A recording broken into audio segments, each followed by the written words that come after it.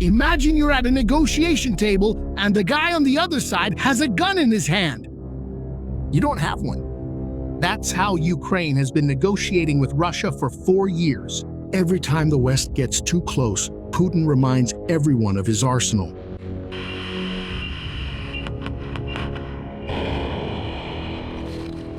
And this strategy works. It works because, on the other side, there's nothing pointed back at him. But it wasn't always like this. In 1994, Ukraine had the third largest nuclear arsenal on the planet. There were 1,900 warheads. And do you know what happened? They gave them all up in exchange for a piece of paper. On August 9th, the British newspaper, The Telegraph, revealed a document that landed on the desk of the new Prime Minister of the United Kingdom. A document that, if it becomes official policy, puts a weapon back in Ukraine's hands for the first time since 1994. And it's not a tank, it's not a missile, it's not money. I'll tell you exactly what it is, and why Ukraine has waited 32 years for this. Let's get straight to it. What's written in the document? The United Kingdom is offering its own nuclear arsenal to protect Ukraine. In other words, this means that if Russia uses a nuclear weapon against the Ukrainians, the British will respond with theirs. And this has a name. It's called a nuclear umbrella. It might seem like we're talking about a shield, but actually, it's something else. It's a promise of retaliation. The plan was delivered to Prime Minister Andy Burnham and his national security advisor. And it doesn't just cover Ukraine. It also covers Norway, Switzerland, and the Western Balkans, in the region of the former Yugoslavia. Now, did you notice something? None of these countries are in NATO. In other words, today, no one in the world is obligated to defend any of them. It would be the first time they would have anything like that. This defense clause of the plan, by the way, is copied from Articles 4 and 5 of NATO, the famous "an attack on one is an attack on all." But the idea isn't that simple. Ukraine would have things to give in return. It would have to maintain a giant army as a permanent wall against Russia and open up its drone technology to the Europeans. And then comes the part that nobody expected. The United Kingdom also wants something in this deal, and it's not from Ukraine. But before I show you the price of this, you need to understand the scale of what's being offered. Take a look. The United Kingdom is one of the 3 NATO countries that have nuclear weapons. The other 2 are the United States and France. The British arsenal is the smallest of the 3. There are about 225 warheads in total, according to the Bulletin of the Atomic Scientists. Of these, at most, 120 are ready for use at any given time, and, unlike the others, all of them live underwater. That's because the United Kingdom doesn't have silo missiles. It doesn't have nuclear bombers. It has 4 Vanguard-class submarines. And at least one of them is always at sea, somewhere loaded. From the North Sea or the Baltic, these submarines can reach the heart of Russia, and that's what's on the table now. Let's talk about the price. The person who wrote the proposal is this man here, Nick Bowles, a former Conservative MP who left the party because of Brexit. He doesn't hold any position today, but he has something valuable: access. And what he proposes is that, in exchange for all this, the United Kingdom can sell in Europe again without tariffs and customs checks. That's exactly what they lost when they left the European Union during Brexit. And they only want the good part of the deal, without accepting immigration, without joining the euro, without returning to the bloc. In other words, they want back what they threw away on their own. And they're paying with the nuclear arsenal. And look, Bowles doesn't hide his intentions. He said that directly to the Telegraph. He said that if the United Kingdom tries to negotiate just commercial access on its own, it will fail. But if they wrap the request inside a proposal that solves the Ukraine problem, it becomes much easier to sell. In his words, you can explain that it's not a selfish British deal. It's actually a deal that Europeans can use to solve their own problems. In practice, they're using the survival of an invaded country as wrapping paper for a tariff request. And there's a number that explains why the British want this deal so much. A study by the economist Nick Bloom from Stanford University, conducted with economists from the Bank of England, calculated that Brexit cost the British economy 6% over 10 years. To me, that's not generosity. It's a country that stopped growing, trying to turn the only truly valuable thing it still has into a bargaining chip. But for Ukraine, that doesn't matter much. The truth is, a country that's been taking a beating for 4 years from a nuclear power doesn't have the luxury of refusing protection just because the other's motives are self-interested. It accepts it and says, thank you. It's as simple as that. What Ukraine really wants to know is whether, this time, the promise actually means something. Because it had been given that promise before. And to understand why it didn't mean anything, we need to go back to 1991. In 1991, the Soviet Union collapsed, and Ukraine woke up overnight as the third largest nuclear power on the planet. It wasn't their choice. There were Soviet weapons that were on Ukrainian territory when the music stopped. About 1,900 strategic warheads. The launch codes were with the Russians. But the weapons were on Ukrainian soil, and that gave the Ukrainians a bargaining chip that no other newly independent country had. The United States and Russia wanted that dismantled. And they applied pressure together. Ukraine negotiated. And the result was signed on December 5th, 1994, in Budapest, with Clinton and Yeltsin, the Ukrainian President Kuchma, and the British Prime Minister John Major at the same table.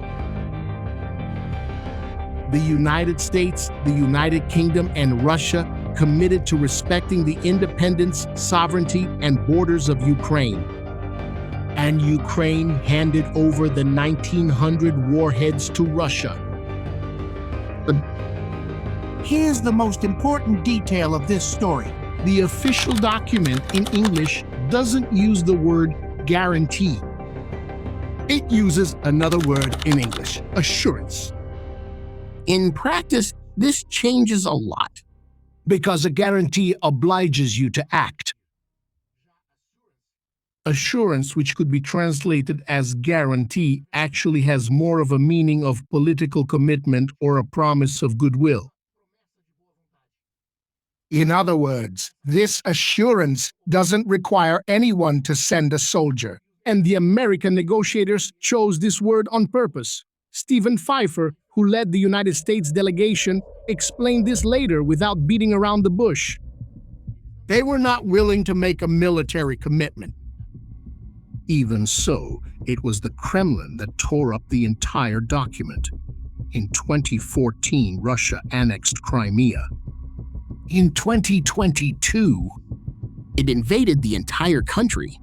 And do you know what happened when Ukraine went to demand that the document be honored? Before I answer that, subscribe to the channel and turn on the notification bell, because we cover the Ukraine war every week. Well, you can hear the answer from Zelensky himself. In January 2025, he gave a 3-hour interview to the American podcaster Lex Friedman. And in one segment, he stops everything to talk about Budapest. And I want to understand what that would look like, what kind of security guarantees would satisfy Ukraine and would satisfy Russia. Ukraine needs, above all, security guarantees. We are in danger. That's exactly why they have that name. For me, this is not a joke. Listen to what he says. He says there were 5 guarantors: the United States, Russia, and the United Kingdom. And then France and China joined in. Regarding the Budapest Memorandum, the Budapest Memorandum included security guarantees for Ukraine. At first, three, the most important security guarantors for Ukraine. 3 strategic friends and partners of Ukraine. This was in agreement. United States of America, Russia, Britain, France, and China joined. There were 5 states that... And then he says very clearly that there was an English word there, the so-called assurance. And he goes on to say, That's not a security guarantee at all. These are not even security guarantees. We now understand that this is not a guarantee of security. Because on the one hand, these are security guarantees. But there was an English word, as far as I understand, assurance. It is translated as assurance. Assurance, right? And that document also provided for consultations. If Ukraine's territorial integrity was violated, for example, all the signatories had to meet. Zelensky says that Ukraine sent those letters 3 times, once after Crimea and then after Donbass. And again, in February 2022, with the country being invaded in real time. And do you know what happened? Silence. No one answered, no one showed up, no consultation took place. And he sums up what was left of it all with an image I can't get out of my head. He calls it a train loaded with waste paper. In the first car, the Budapest Memorandum. In the second, the Minsk Agreements. That's why the British proposal interests the Ukrainians, even with that price tag attached to it. After 32 years, Ukraine doesn't want paper anymore. It wants someone armed, saying its name out loud. And look, it's not the only one that has come to that conclusion. There's a country in Northern Europe that didn't wait for anyone's proposal and solved its problem on its own in June. I'll show you at the end, because that's the part that irritated the Kremlin the most. But first, there's still an obvious question here. Why the United Kingdom? Why not the United States, which has the largest arsenal on the planet? And the answer to that came in May, in Germany. On May 1st of this year, the Pentagon announced that it will withdraw 5,000 American soldiers from German territory. And look at the word that the Pentagon's chief spokesperson used in the official statement. He didn't write Secretary of Defense, he wrote Secretary of War. And there's a reason behind that. The German Chancellor, Friedrich Merz, told a group of students that the United States was being humiliated by the Iranian negotiators. 24 hours later, look at what Trump said about him. This is the President of the United States tearing into the leader of the largest country in the European Union in front of the press, sitting in the White House. I mean, he's doing a terrible job. He's got immigration problems. He's got energy problems. He's got problems of all kinds, and he's got a big problem with Ukraine. And the next day, the withdrawal of troops was announced. Pay attention to the size of this. Germany hosts about 35,000 American troops, the largest United States presence in Europe. According to Reuters, an entire combat brigade is leaving, and the deployment of a long-range missile unit that was supposed to be sent at the end of the year was canceled. The presence goes back to what it was before Russia invaded Ukraine. And Trump has already warned that Spain and Italy could be next. Now, someone might say that reducing troops in Europe makes sense, that it's a legacy of the Cold War, and that's an honest argument. But listen to this guy. This is Sean Bell, a military analyst for Sky News. He served 10 years in Germany, and he agrees that it makes sense to reduce. His point is different, and that's the point that matters. The problem isn't what, it's how. After all, this was done in direct response to criticism from an ally, and that's what creates a huge crack in NATO. In his words, It makes the alliance look fragmented and encourages Russia and China. According to the Washington Post, NATO itself stated that it was still trying to understand the details of this plan. In other words, the Allies were not consulted beforehand by the Americans. They were just informed. That's why Bowles wrote his proposal. The main argument he uses is that no one can guarantee that an American president today or 10 years from now will defend Europe as he would defend his own territory. The expression he used was to defend Europe as if it were Kansas. Now, there's a big flaw in this British proposal, and I'm not going to hide it from you. The Trident missiles that are inside the British submarines are not British. They are leased from a shared stockpile with the US Navy. And the United Kingdom's submarines periodically return to a United States base in Kings Bay in the state of Georgia for maintenance. The British can fire without asking anyone for permission. There is no American code locking the system. What they can do is keep this system running on their own for many years.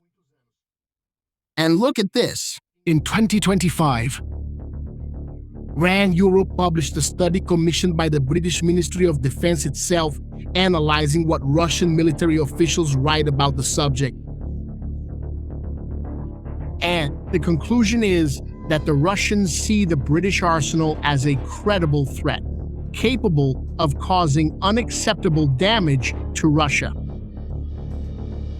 The truth is that they don't need to match the number of warheads. Russia has about 4,400, according to this year's nuclear notebook. The United Kingdom, on the other hand, has 120 ready. But that difference isn't what matters, because it's enough to be able to destroy what the enemy can't afford to lose. Now, going back to the country I mentioned earlier, take the case of Finland, which spent the entire Cold War without choosing a side. In 1987, it banned by law any nuclear weapons on its territory, even in wartime. This law lasted almost 40 years. On June 17th of this year, the Finnish parliament overturned it. 125 votes in favor, 61 against. President Alexander Stubb signed it on the 26th, and the change took effect on July 1st. Finland says it does not intend to host any warheads. But the legal door is open. And Finland has a 1,340-kilometer border with Russia, the longest of any country in the European Union. And the Kremlin's reaction was immediate. They already came out saying that Finland is starting to threaten Russia. The truth is that Putin has spent his entire career using nuclear fear as a shield, and he did this to paralyze the West, to prevent anyone from getting close. But the result, in practice, is different. He woke up to Finland opening the door at his border, with Europe rearming itself, and with the United Kingdom offering to protect Ukraine with its own arsenal.